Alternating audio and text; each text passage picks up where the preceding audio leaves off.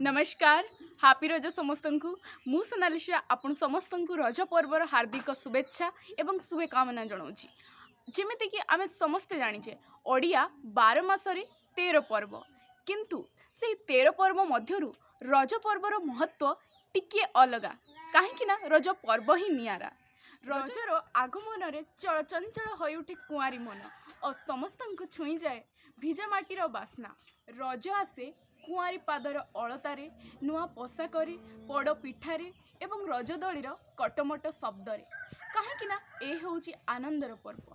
आज हूँ पहली रज ग्रीष्म एवं वर्षा ऋतुर संधिन भिजामाटीर बास्नारे आसे ए रज। धरित्री माता आउ मौसुमीर मिलनर पर्व ए रज पर्व।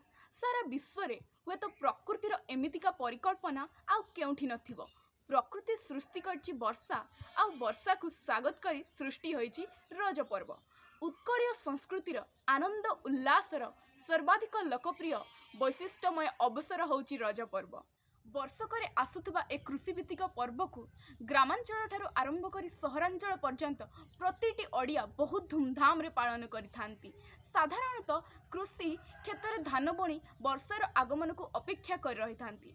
आषाढ़र प्रथम वर्षारे पृथ्वी माता शीतल हेबा सहित प्रजनन क्षम होता है। तार यही अवस्था को रजस्वला नारी सहित तुलना करी ताकू पूर्ण विश्राम दि जाए। एसहित कृषि कर्म ठारू विश्राम नहीं माति जाती आनंद उल्लास रे कृषक समाज। विभिन्न प्रकार पिठापणारे महकी जाए ओडिशार पूर्वपल्ली। ता सहित रजर पानखिया दली झुला लुडु तास और बागुड़ी खेल मध्य पूरी उठे ओडिशार समस्त पूर्वपल्ली। रज 3 दिन मध्यरु प्रथम दिन पहली रज, द्वितीय दिन रज संक्रांति एवं तृतीय दिन भूमि दहन।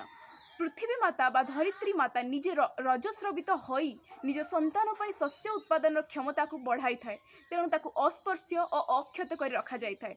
धरित्री माता को आघात न देवा पाई एही समय रे कुआरी झियो माने खाली पादरे चलती नहीं। आग काल रे कुआरी झियो माने पादरे कदली पाटुआ और गुआ खड़पा बांधी चलुथिले। नियमित गृह कार्य होची महिला मानकर काम किंतु रज पर्व रे जेपरी धरित्री माता को विश्राम दिया जाए ठीक सेही परी घरर झियो बहु मानकु निज घर काम ठारू मुक्त रखा जाए।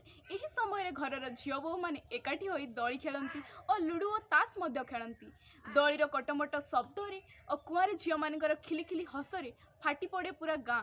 शेष में मेलाणी निये रज पर्व। आर वर्ष को पुणी थरे आसीबार आशा दे। धन्यवाद।